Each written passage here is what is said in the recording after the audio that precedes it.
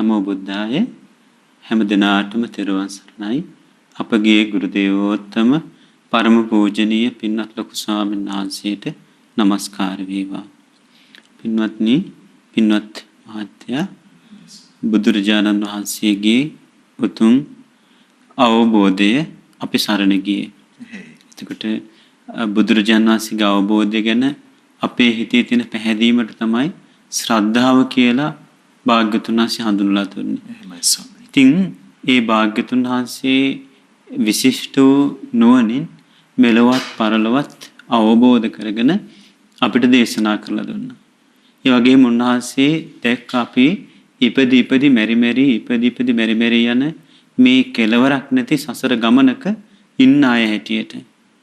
ඉතින් ඒ යන ගමනේ අපේ ජීවිතයට සැපය උදා කර දීම පිණිස, අපේ ජීවිතවලට සැනසෙල්ල උදා කිරීම පිණිස භාග්‍යතුන් වහන්සේ නොයෙක් ආයුරින් දහම් කරුණු පෙන්වා වදාළා. ඉතින් බුදුරජාණන් වහන්සේ දේශනා කරලා තියෙනවා, අපි ඉගෙනගත්ත පහුගිය දේශනාවලදී අවිද්‍යාවෙන් වැහුණු, තණ්හාවෙන් බැඳුණු කෙනා තමයි ආරම්භක කෙලවරක් හොයන්න බැරි, අවසන් වෙන කෙලවරක් පනවන්න බැරි මේ සසර ඉපදි මෙරි යන්නේ කියලා. එතකොට මේ ඉපදි මෙරි යන සසරේ එහෙම යන්නේ අපි කර්මානුරූපව. එතකොට බුදුරජාණන් වහන්සේ දේශනා කළා තියෙනවා, චේතනාහම් භික්ඛවේ කම්මං වදාමි. චේතනාවට තමයි කර්මය කියන්නේ කියලා. චේතයිත්වා කම්මං කරෝති කායේන වාචාය මනසා. චේතනා පහල කරලා කර්ම කරනවා කායෙන් වචනෙන් මනසින්. එතකොට බුදුරජාණන් දේශනා කරා කර්මය අපේ ජීවිතෙත් එක්ක බද්ධ වෙලා තියෙන්නේ කියන. උන්වහන්සේ උපමාවකින් දේශනා කරනවා, අපි දැකලා තියෙනවා කරත්ත හදලා කරත්තේ රෝදේ දානවනේ. ඒ රෝදේ හයි කරන්නේ යකඩ ඇක්සල් එකකට. ඒ යකඩ ඇක්සල් එකේ හරහාට විදපු හිලකට තියෙනවා, ඒකට යකඩ ඇණයක් දානවා. ඒකට කියන්නේ කඩ ඇණේ කියලා කියන්නේ. ඉතින් රෝදේ අර ඇක්සල් එකට දාලා කඩ ඇණේ දැම්මට පස්සේ රෝදේ ගැලවෙන්නේ නැහැ ආය. ඉතින් රෝදේ කැරගෙන ස්වභාවයෙන් යුක්තයි. හැබැයි මේ කඩ ඇණේ ගැලවුණොත් එහෙම රෝදේ තව මොහොතක්වත් තියෙන්නේ නැහැ. කෙලියට ගිහලා එතනින් මේ ගමන ඉවර වෙලා යනවා. අන්නේ කරත්ත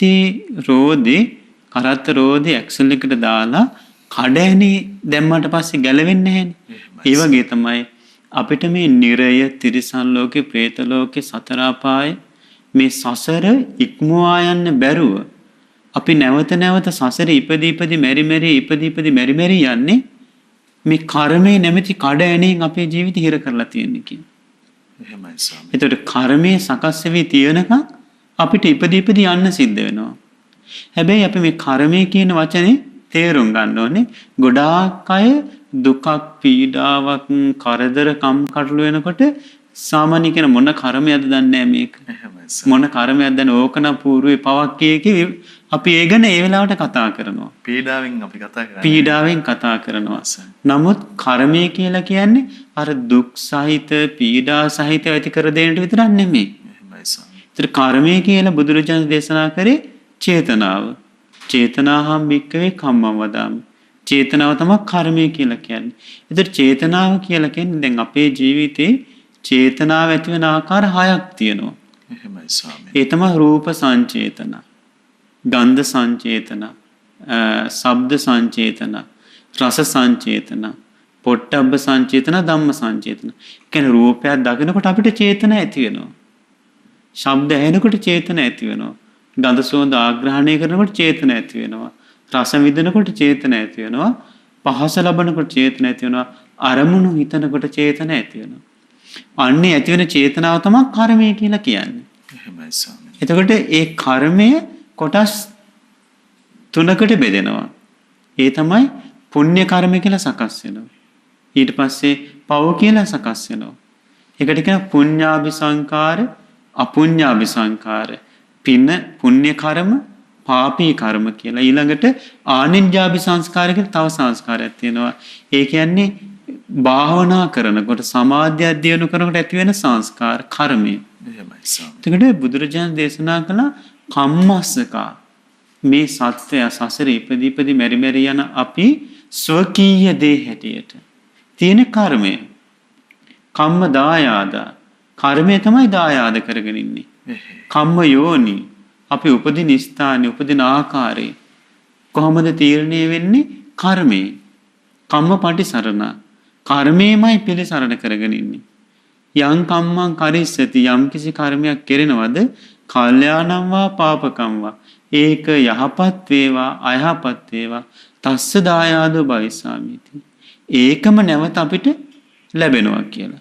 එතකොට ඒ කර්මානුරූපව ඉපදී මෙරි මෙරි යන ගමනේදී පව රැස් වුණාම දුගතිය කරා යනවා.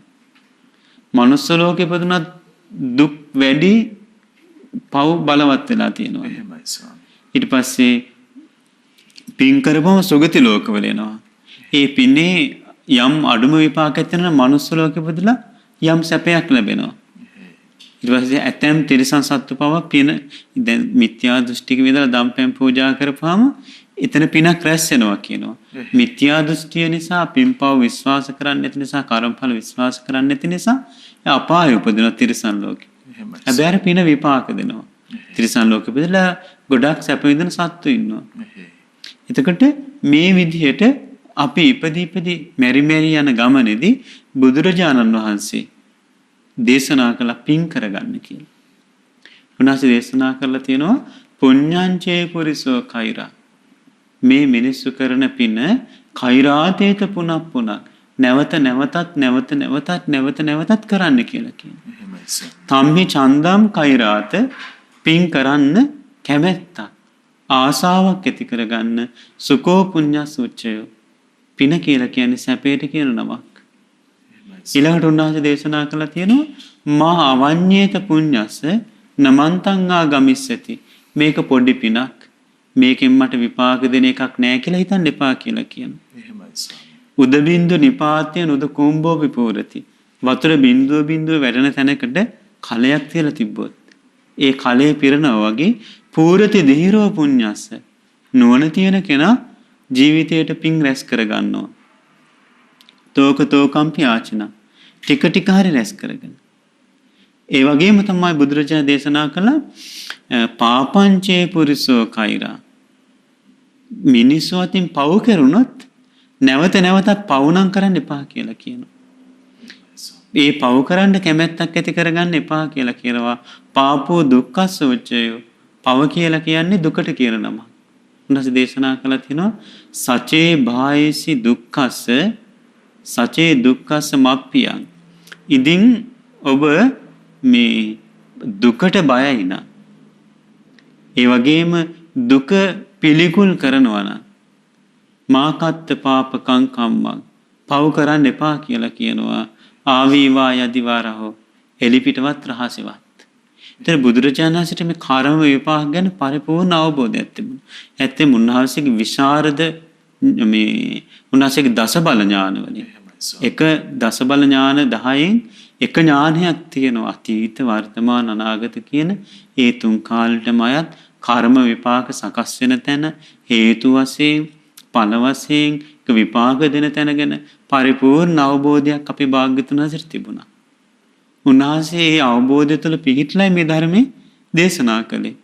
ඉතින් ඒක කාලයකට අයිති වෙන දෙයක් නෙමෙයි. හැම කාලෙම මේ සත්‍යය ඉපදී මෙරි මෙරි යන්නේ. ඉතින් උන්වහන්සේ මේ දේශනා කළ අපේ ජීවිතයට ඒ නිසා සැපේ ඇති වෙන පින් රැස් කරගන්න කියලා. ඉතින් අද අපි ඉගෙන ගන්න මේ විදිහට පින් රැස් කරගන්න උපකාර වෙන මූලික කරුණු ගැන දේශනා කරපු දේශනාවක්. මේ දේශනාවේ නම පුණ්‍ය කිරියවත්තු සූත්‍රය. පුණ්‍ය ක්‍රියාවන්ට මුල් වෙන දේ ගැන වදාළ දෙසම. අපි අහලා තියෙන පුණ්‍ය ක්‍රියා 3ක් තියෙනවා කියලා.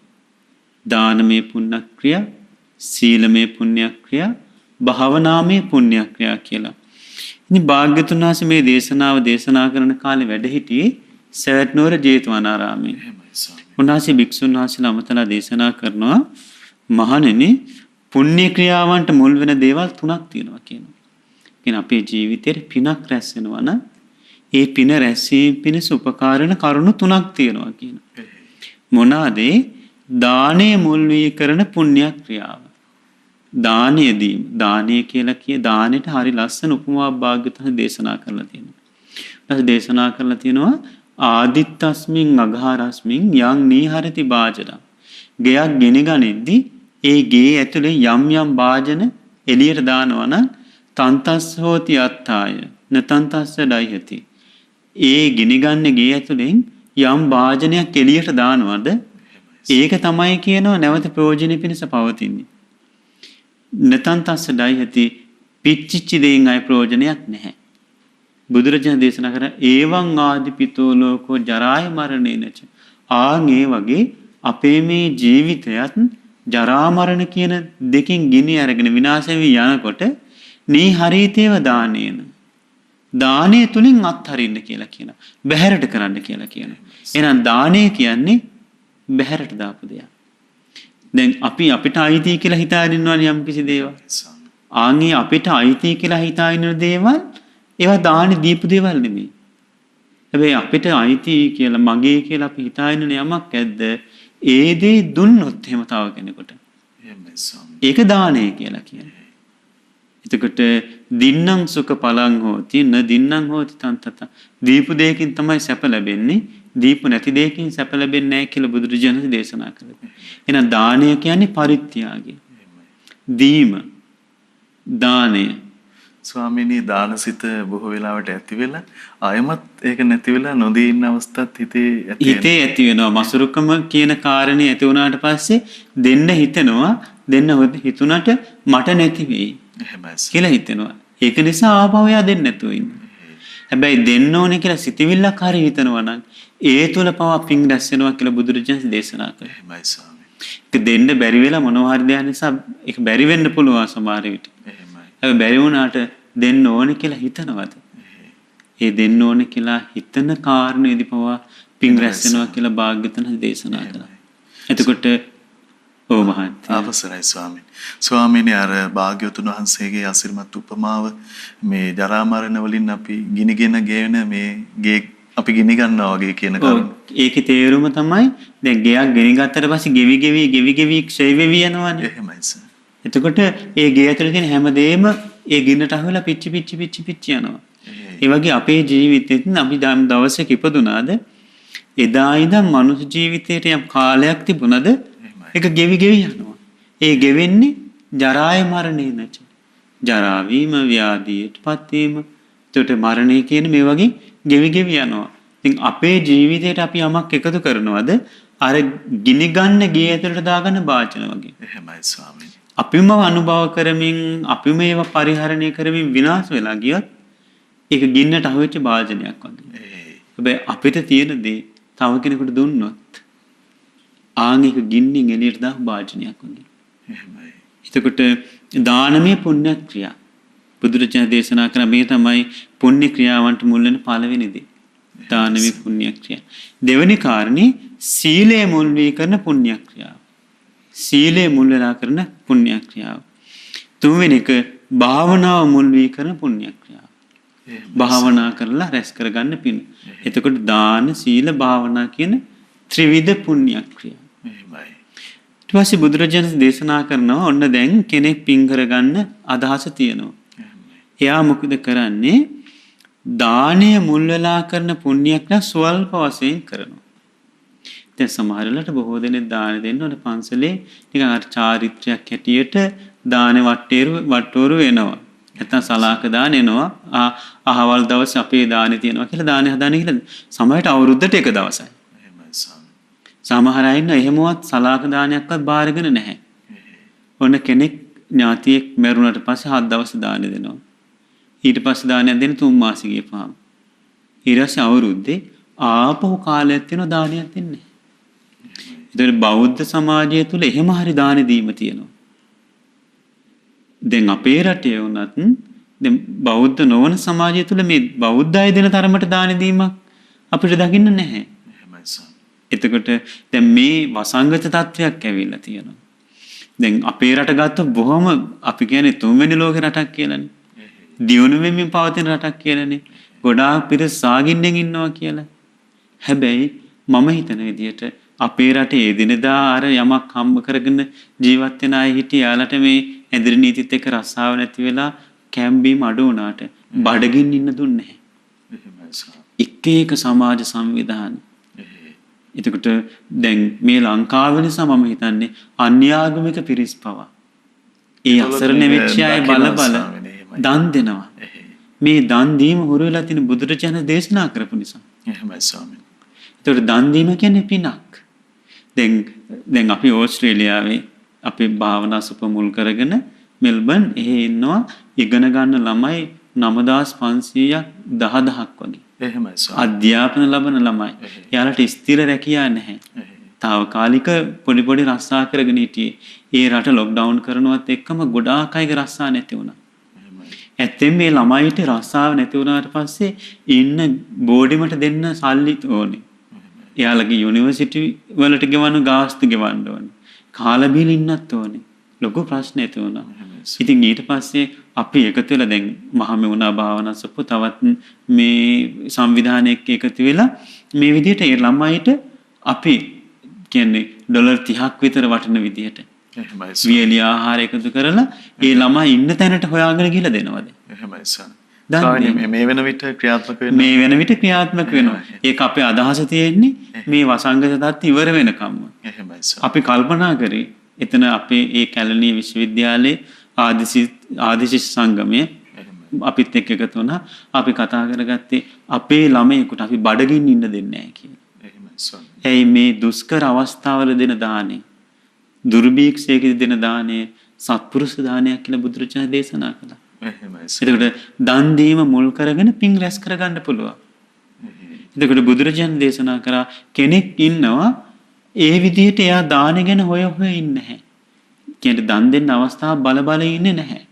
එයාට සමහරවිට දානයක් දෙන්න එක්ක උපන් දිනයක් එනකන් ඉන්න ඕනේ. නැත්නම් කෙනෙක් මැරිච්ච දවසක් බලාගෙන එනකන් ඉන්න ඕනේ.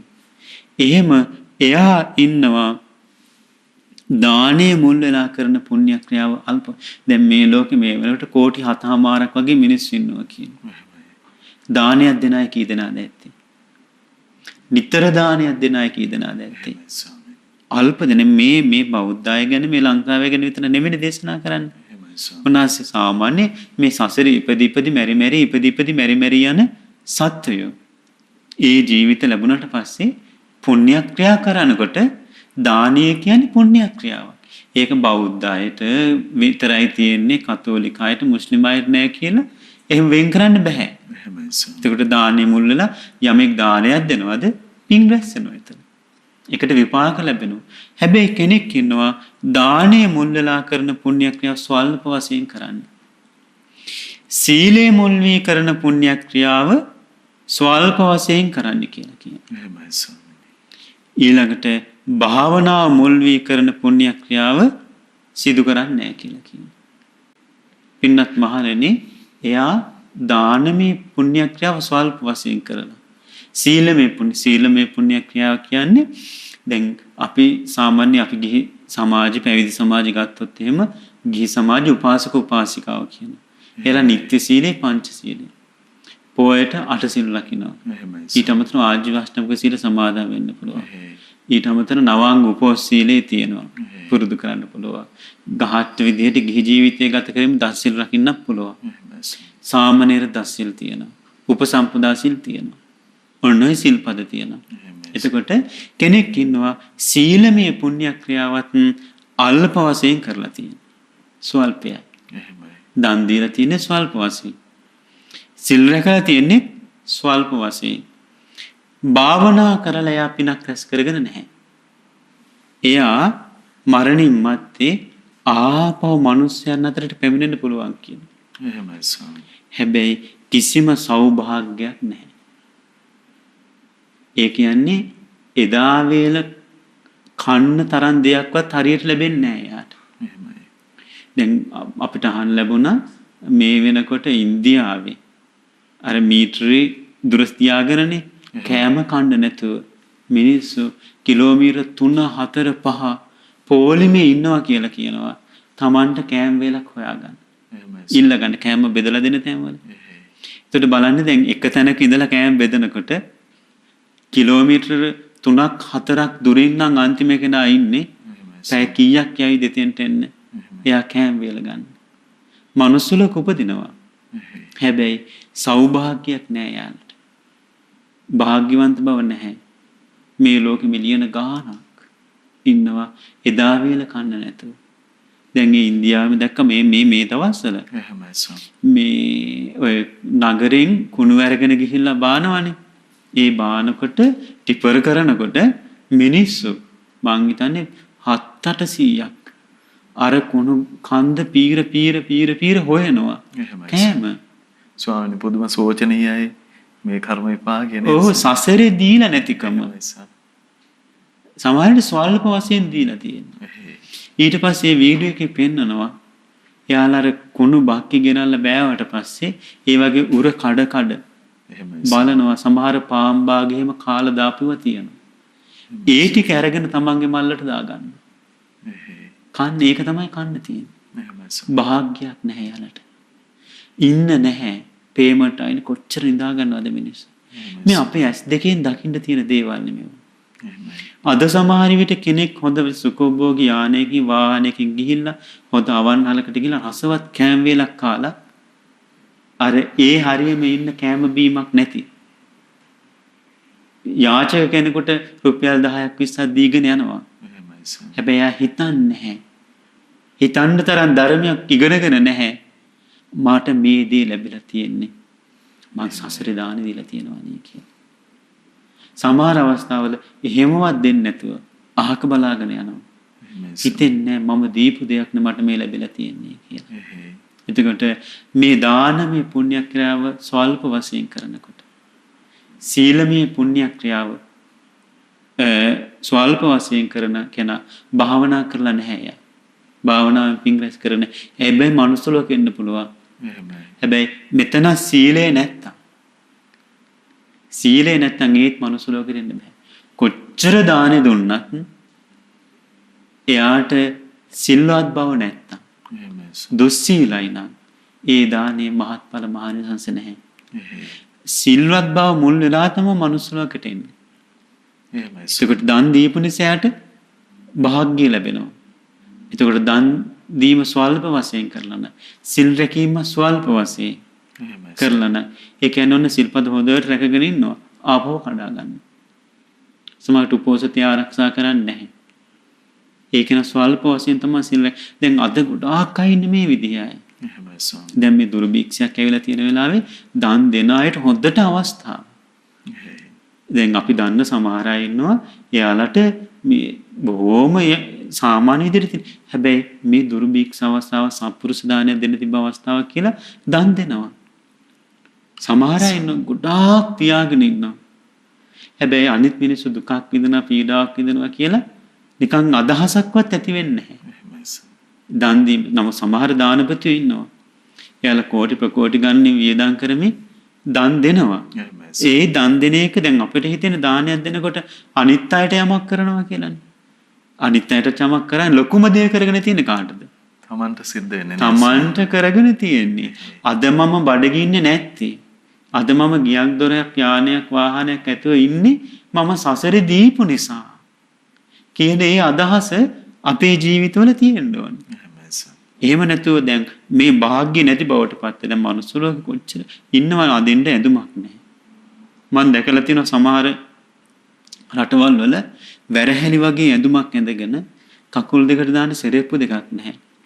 ඔය ප්ලාස්ටික් බෝතල් ලොකු බෝතල් තියෙනවා තලලා ඉස්සරහින් හිලක් හදලා ඊට පස්සේ දෙපැත්තෙන් හිල් දෙකක් හරි ගස්සලා ඒකෙන් රෙදි පටි දෙකක් දාලා ඒක තමයි සෙරෙප්පු වලට දාගෙන යන්නේ. සමහර අය ඉන්නවා මේ හරක්ගේ ළඟට ගිහිල්ලා ඉවර වෙලා ඒ හරක්ගේ මේ කිරිබොන මේ තනබුරුලෙන් තමයි ඇදලා කිරිබොන්නේ. එහෙමයි සර්. කෙනෙකුට එකතු කරගත්ත කෑමක් නැහැ. උයා පියාගෙන කන්න. එහෙමයි. ඒ වගේ ගොඩාක් දුක් විඳින අය මේ මොහොතේ මේ වෙලාවේ ඉන්නවා. ඒ වෙන්නේ මනුස්ස ලෝකෙට ඇවිල්ලා තියෙනවා. හැබැයි භාග්‍ය නැහැ. මොකද දානමය පුණ්‍ය ක්‍රියා ස්වල්ප වශයෙන් කරලා තියෙනවා. සීලමය පුණ්‍ය ක්‍රියාව ස්වල්ප වශයෙන් කරලා එයාලා මරණින් මත්තේ මනුස්ස ලෝකෙට ආපු කාලෙක භාග්‍යයක් නැහැ. සාමාන්‍ය විදියට ජීවත් වෙන්නේ එයාලක් සමහරට බඩගින්න නැති වෙන දවසක් එන්නේ නැහැ. ලස්සනට ඇඳුමක් අඳින දවසක් නැහැ. ලස්සන ගෙදරක ඉන්න දවසක් නැහැ. සුඛෝභෝගී යානයක වාහනයක යන වෙලාවක් නෑ බොහෝ දුක් විඳිනවා. එහෙමයි ස්වාමී. දැන් සමහර අය ඉන්නවනේ සමහර කෙනෙකුට හැතැක්ම 5 10 පයින් යන්න එනවා සමාජයට රස්සාවකට. එහේ. සමහර කෙනෙක් ළඟට යා ලෑස්තිලා එනකොට වාහනේ ගෙදර ඉස්සරහට ඇවිල්ලා තියෙනවා.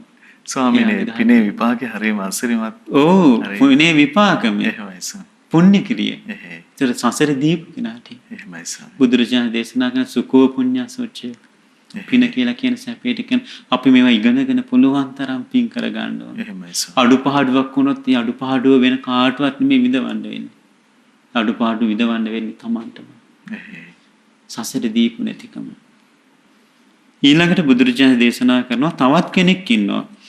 එයා දානයේ මුල් වී කරන පුණ්‍ය ක්‍රියාව යම් ප්‍රමාණයකට කරලා තියෙනවා. ඊළඟට සීලයේ මුල් වෙලා කරන පුණ්‍ය ක්‍රියාවත් ප්‍රමාණයකට කරලා තියෙනවා. ස්වල්ප වශයෙන් නෙමෙයි. යම් ප්‍රමාණයකට එයා දාන දීලා තියෙනවා. සිල් රැකීමත් යම් ප්‍රමාණයකට එයා පුරුදු කරලා තියෙනවා. හැබැයි භාවනාවෙන් කරන පින කරලා නැහැ. එයා මරණින් මත්තේ මිනිස්යන් අතරට පැමිණෙනවා කියලා කියනවා. ඒ පැමිණිලා එයා සෞභාග්‍ය බවට පත් වෙනවා කියනවා. එහෙමයි ස්වාමී. කියන්නේ යම් පමණකට එයා දන් දීලා.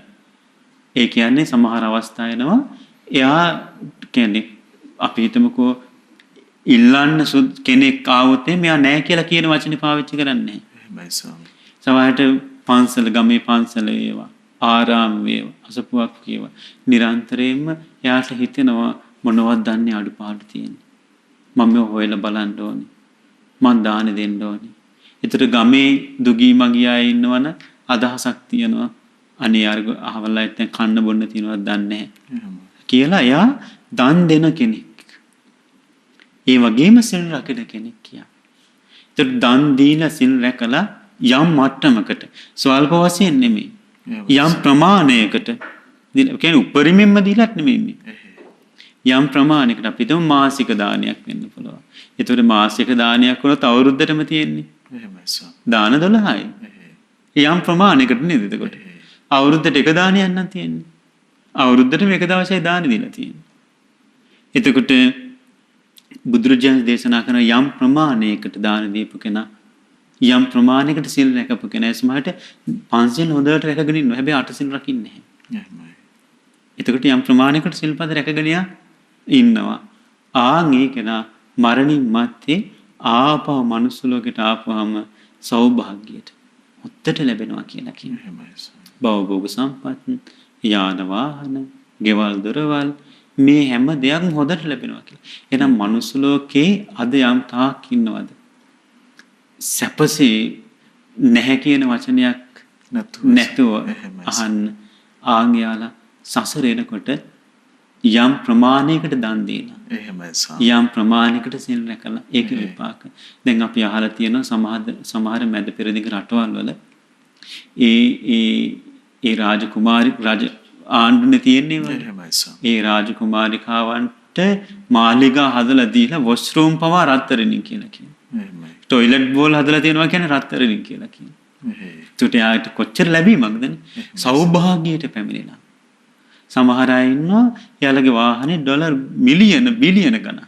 එහෙමයි. සමහර අය ඉන්නවා මනුස්ස ලෝකේ එයාට ගමනක් යන්න ඕන වුණාට පස්සේ තනියෙන් ෆ්ලයිට් එකක් තියෙනවා යන්න.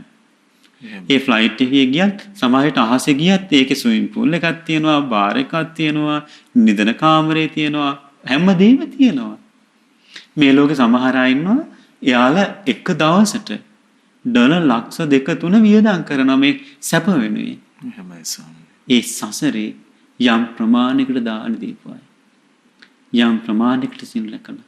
හැබැයි අභාග්‍ය කියන්නේ ඒ වගේ ලැබෙන ගොඩාක් අයට මේ ජීවිතේ දාන පුරුදු කිරීමේ වාසනාව නැති වෙලා. එතකොට මේ ජීවිතේ සිල් රැකීම වාසනාව හිමි වෙලා. ඔය තමයි සසරේ හැටි. එහෙමයි. බුදුරජාණන් දේශනා කරනවා ඔන්න ඔය විදිහට යම් ප්‍රමාණයකට දන් දීපුවම යම් ප්‍රමාණයකට සිල් රැකපුවාම එයා මරණින් මත්තේ මිනිසුන් අතර ඉපදලා සෞභාග්‍යයට පැමිණෙනවා. එහෙනම් අපි එක පණිවිඩයක් මේකෙන් දැනගන්න ඕනේ. මනුස්ස ලෝකෙ ඉපදිච්ච හැම කෙනෙක්ම කොච්චර සුපිරි ජීවිත ගත කරත් අග්‍ර විදියට දන් දීපයි නෙමෙයි. අග්‍ර විදියට සිල් රැකපුවයි නෙමෙයි. කෙත් අඩුපාඩු වෙලා තියෙනවා එහෙනම්. දැන් අපි ඉන්න තත්ත්වෙත් එක්ක අපි බලන්න ඕනේ අපි සසර එනකොට දීලා තියෙන කොච්චරද කියලා. මේ ජීවිතේ නෑ කියන වචන නම් තියෙන්නේ තේරුම මොකද්ද? දීලා නෑ කියන එක. දීලා නෑ කියන එක. එහෙනම් මේ ජීවිතේ කරන්න තියෙන්නේ පුරුදු කරන්න පුළුවන් තරම් දෙන එක. හැබැයි නැති එක්කෙනාට මේ ජීවිතේ දෙන්න හිතෙන්නේ නැහැ සමහර වෙලාවට. එහෙමයි ස්වාමී. ඒ දෙන්න යනකොට හිතෙන්නේ මට නැති වෙයි. මට නැති වෙයි කියලා. දීලා මේ ජීවිතේ දුක් විඳින කෙනෙක් නැහැ. එහෙමයි. දීලා සසර දුකටපත් වෙච්ච කෙනෙක් නැහැ. ඊළඟට බුදුරජාණන් දේශනා කරන තුන්වෙනි කෙනෙක් ඉන්නවා. එයා දානේ මුල් වෙලා කරන පුණ්‍ය ක්‍රියාව අධික ලෙස කරලා තියෙනවා කියනවා. සීලමේ මුල් වෙලා කරන පුණ්‍ය ක්‍රියාවත් අධික ලෙස කරලා තියෙනවා. නිතරම දාන දීලා.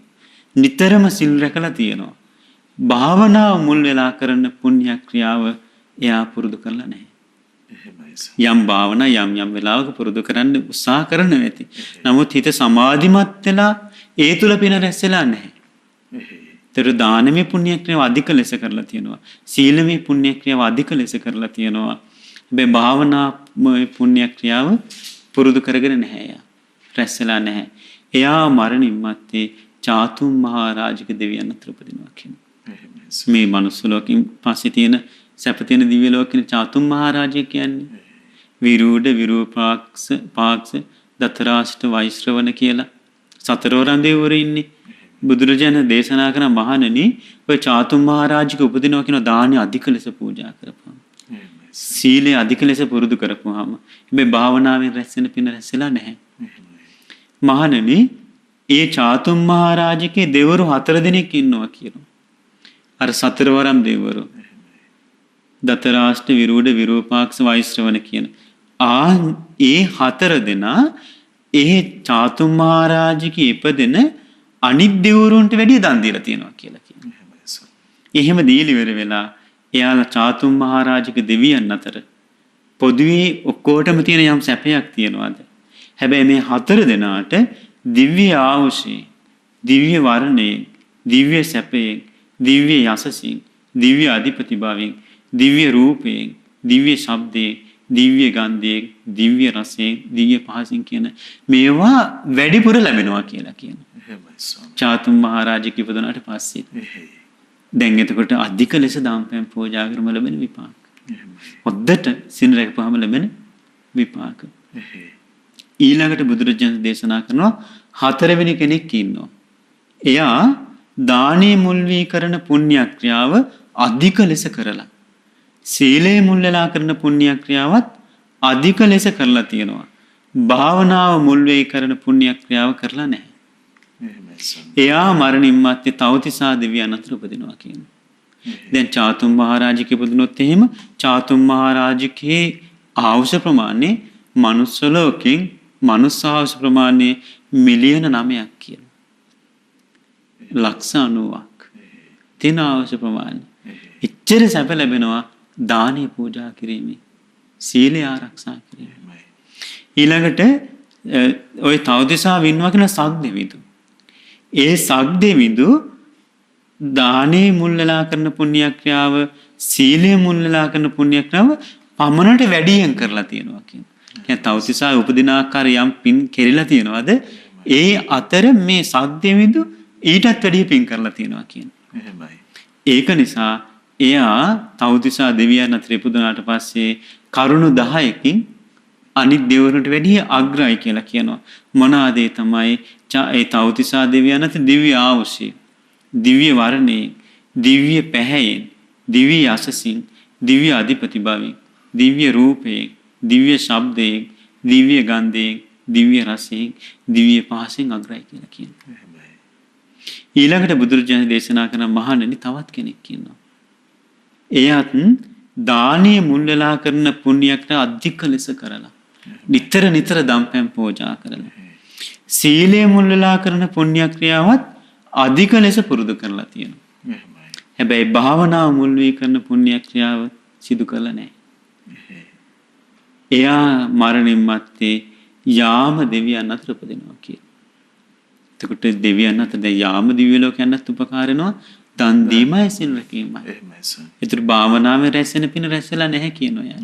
බලන්න බුදුරජාණන් සරණ යෑමේ අපිට ලැබෙන රැකවරණය. එහෙමයි. බුදුරජාණන් සරණ ගියේ නැත්නම් අපි මේ දිව්‍ය ලෝක ගැන දන්නෙත් නැහැ. ඒ වගේ ආවුෂ දන්නෙත් නැහැ. ඒ යන්නේ වැඩපිළිවෙල දන්නෙත් නැහැ. එහෙමයි ස්වාමීන්. එතකොට බුදුරජාණන් දේශනා කරනවා ඒ යාම දිව්‍ය ලෝකේ ඉන්නවා කියලා කියනවා සුයාම කියලා දිව්‍ය පුත්‍රයෙක්. යාමේ ඉන්නවා සුයාම කියලා දිව්‍ය පුත්‍රයෙක්. ආන්ගේ දිව්‍ය පුත්‍රයා අනිත් දෙවිවරුන්ට වැඩිය දිව්‍ය ආවුෂේ, දිව්‍ය වර්ණේ, දිව්‍ය සැපේ, දිව්‍ය බලේ, දිව්‍ය අධිපති භවෙන්, ඊට පස්සේ දිව්‍ය රූපේ, දිව්‍ය ශබ්ද, දිව්‍ය ගන්ධ, දිව්‍ය රස, දිව්‍ය පහස කියන මෙන්න මේ කරුණ වලින් අග්‍රයි කියලා බුදුරජාණන් දේශනා කළා. ඔය යාම දිව්‍ය ලෝකයට බුදුරජාණන් දේශනා කරනවා දැන් චාතුම් මහරජිකේට මිලියන 9ක්නේ මනුස්සාවස. එහෙමයි ස්වාමී. තාවතින්සයට මිලියන 36ක් මනුස්සාවස. ඒ ලක්ෂ 360ක් තියෙනවා. ඊළඟට යාම දිව්‍ය ලෝකෙට මිලියන 144ක් කියලා කියනවා. ලක්ෂ 1440 ආවුෂ තියෙනවා කියලා කියනවා. ඊළඟට බුදුරජාණන් දේශනා කරනවා පින්වත් මහණෙනි තවත් කෙනෙක් ඉන්නවා කියලා කියනවා. එයත් මනුස්ස ලෝකේ ඉන්නකොට මනුස්සයන් අතර දානේ අග්‍ර ලෙස කරනවා කියලා කියනවා. අධික ලෙස කරනවා දම්පැන් පූජා කිරීම. සීලමේ පුණ්‍ය ක්‍රියාවත් අධික ලෙස කරනවා. හැබැයි භාවනාවෙන් කරන පින සිදු කරගන්නේ නැහැ කියලා කියනවා. භාවනාවෙන් රැස්සෙන පින සැපේලා නැහැ පුරුදු කරලා නැහැ කියලා කියනවා. එයා මරණින් මත්තේ තුසිත දෙවියන් අතර උපදිනවා කියලා කියනවා. බුදුරජාණන් දේශනා කරන මහණෙනි ඒ තුසිත දිව්‍ය ලෝකේ සන්තුසිත කියලා දිව්‍ය රාජ්‍යයක් ඉන්නවා කියලා කියනවා. ඒ සන්තුසිත කියන දිව්‍ය රාජයා ඒ තුසිත දිව්‍ය ලෝකෙ ඉපදිච්ච අන් දෙවිවරුන්ට වැඩියි. මනුස්ස ලෝකෙ ඉන්නකොට දාන දීලා සිල් රැකලා තියෙනවා කියනවා. එයත් එහි ඉපදුනාට පස්සේ ඒ තුසිත දෙවියන් අතර තියෙන දිව්‍ය ආවුෂේ, දිව්‍ය වර්ණේ, දිව්‍ය යසසී, දිව්‍ය සැපේ, දිව්‍ය අධිපති භවෙන්, දිව්‍ය රූප, දිව්‍ය ශබ්ද, දිව්‍ය ගන්ධ, දිව්‍ය රස, දිව්‍ය පහස කියන මේ කරුණු 10න් අනිත් දෙවිවරුන් ඉක්මවා ඉන්නවා. දැන් බලන්න මනුස්ස ලෝකෙත් ඉන්නවා සමහර මිනිස්සු මනුස්ස ආවුෂයෙන් වැඩි. මනුස්ස වර්ණයෙන් වැඩි. එතකොට මනුස්ස යසසින් වැඩි. මනුස්ස සැපයෙන් වැඩි. මනුස්ස බලයෙන් වැඩි. මනුස්ස රූපයෙන්, ශබ්දයෙන්, එතකොට මනුස්ස ගන්ධය අතර ප්‍රියමනාප ගඳ සුවඳ, දිව්‍ය මනුස්ස රසයෙන්, පහසින් අග්‍ර විදියට ලබනවා. එයාලා සමහර විට අර මනුස්ස ලෝකේ ඉන්න අය අතර යම් මට්ටමකට කරාට ඊට වැඩි චුට්ටක් හරි කරලා ඇති. එහෙමයි ස්වාමී. ඒක නිසා. ඉතින් බුදුරජාණන් දේශනා කළා තියෙනවා ඔය තුසිත දිව්‍ය ලෝකෙ ඉපදුනොත් එහෙම. තියෙනවා කියනවා මනුස්ස ආවුෂ වලින් මිලියන 576ක්.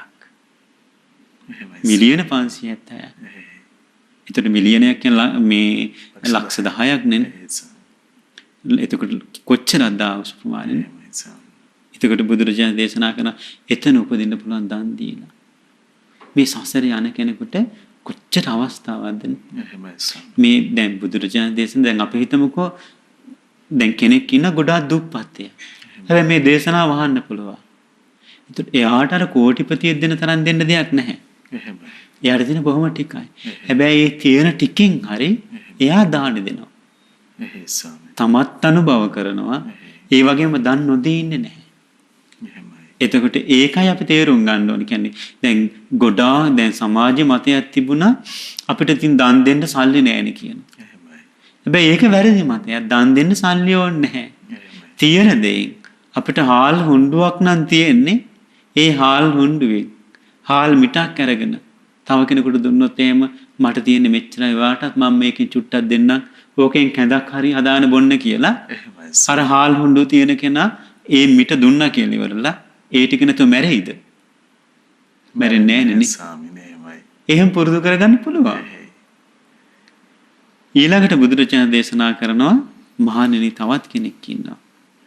එයා දානෙමේ මුල් වෙලා කරන පුණ්‍ය ක්‍රියාව අධික ලෙස කරලා සීලමේ පුණ්‍ය ක්‍රියාවත් අධික ලෙස කරලා තියෙනවා. ඒ කියන්නේ සමාහට උපෝසතේ ආරක්ෂා කරනවා. එහෙමයි. සිල්පද පහට හානි වෙන්න දෙන්නේ නැහැ.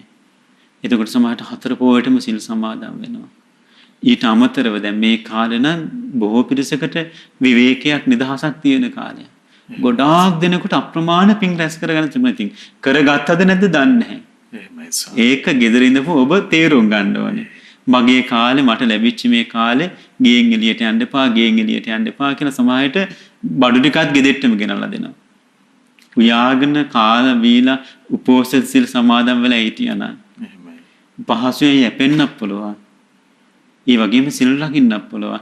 ඒ අතරතුර තව අසරණ වෙච්ච කෙනෙක් ඉන්නවාද කියලා හොයලා බලලා මොනවා හරි ටිකක් දෙන්නත් පුළුවන්. එහෙමයි. ආන් ඒ විදිහට ජීවිතේ සැලසුම් හදා ගන්න ඕනේ.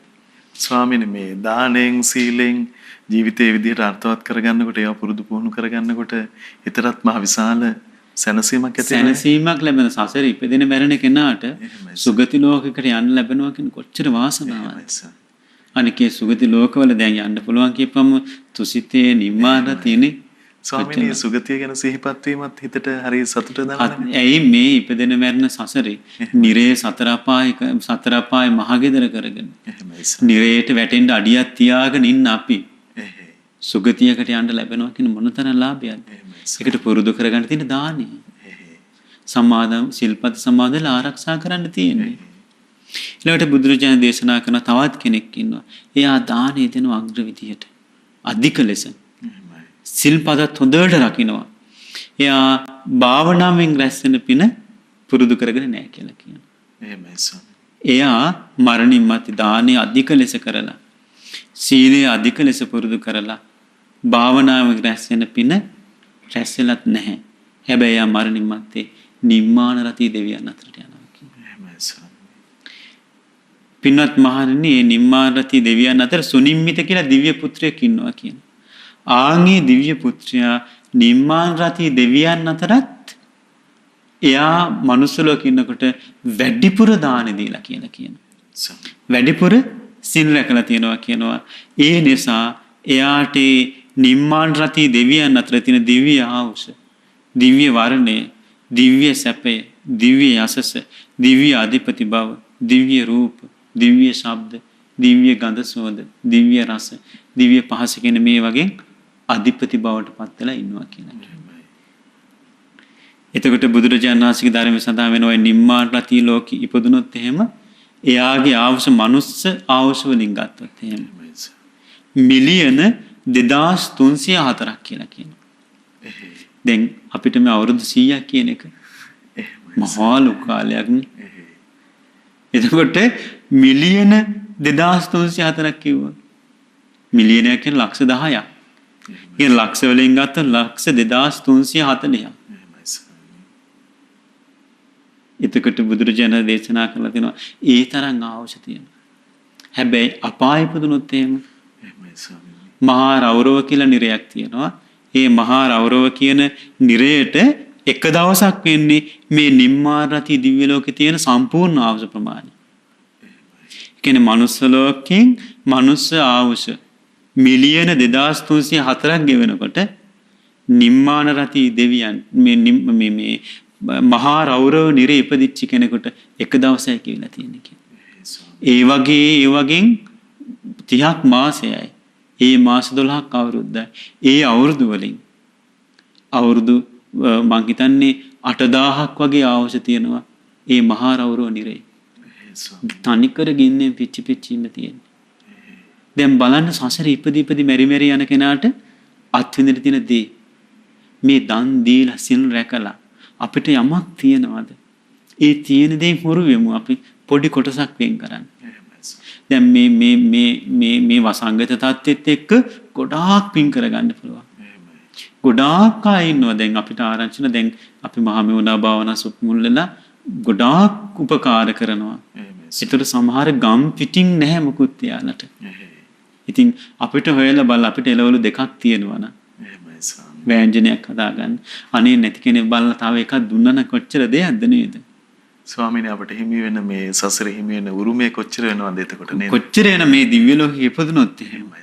සමාහයට අර අපි ලක්ෂ ගණන් වියදම් කරලා දෙන දාන්නට වැඩිය මේ සුදුසු වෙලාවෙදි දෙන සත්පුරුෂ දාණයෙන් ලැබෙන විපාකයේ ඊට වැඩිය විපාක දෙන්න පුළුවන්කම තියෙනවා. ස්වාමීනි ඔබ වහන්සේට කරුණක් මතක් කරගන්න අවසර ලැබේව. මේ පින්වන්ත අම්මෙක් ඒ අම්මගේ මේ ජීවන පුවත ආරංචි වුණා. ඉතින් දූ දරුවන් මුදල් ටිකක් ලබා දෙනවා මේ අවසාන භාගයේ කටයුතු කරගන්න. නමුත් අම්මා ඒකෙන් මුදලක් වෙන් කර ගන්නවා කිව්වා සංඝ උපස්ථානයේ. ඉතින් මේ සමහර රාත්‍රිවල අය මේ ආහාරය වැළකීලා ඉඳලා ඒ මුදලත් එකතු කර ගන්නවා කිව්වා. ඉතින් ඒ විදිහට කෙනෙකුට කල්පනා කරලා ගොඩාක් පින් කර ගන්න පුළුවන්.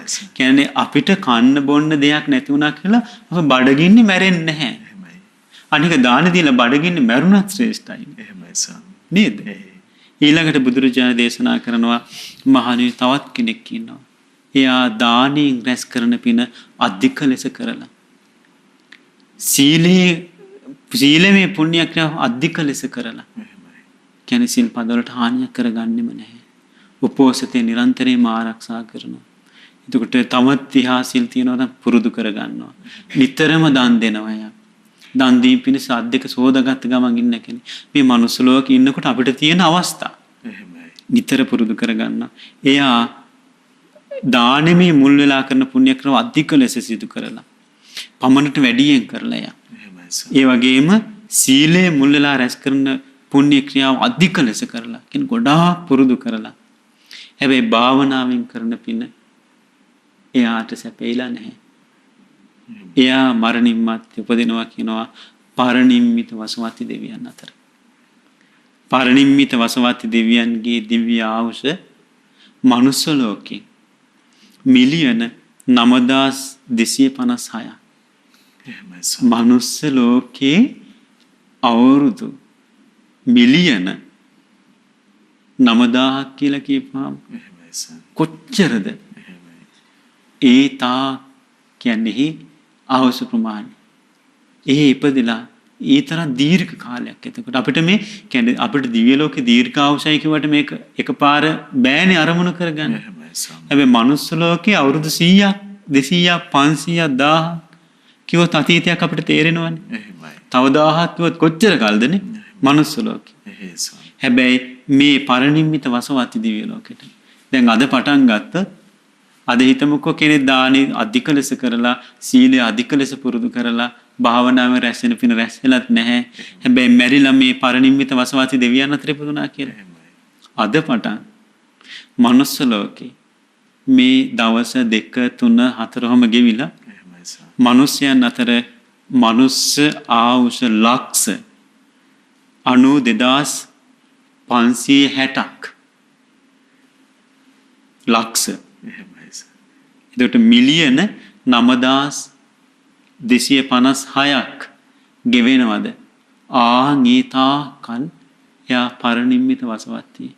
පරිනිම්මිත වසවත්ති ඉන්නකොට තමන්ට කැමති හැම සැපයක්ම තමන්ට සිතවිල්ලක් ඇතිනොට අන් අය මවලා දීලා.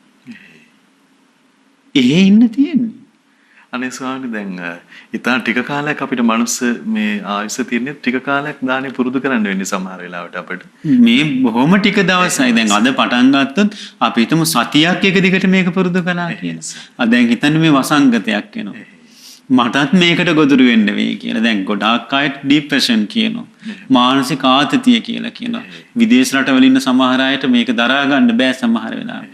හැබැයි හිතුවොත් මේ වසංගතයල වැඩිම වෙනවා නම් වෙන මැරෙන එක.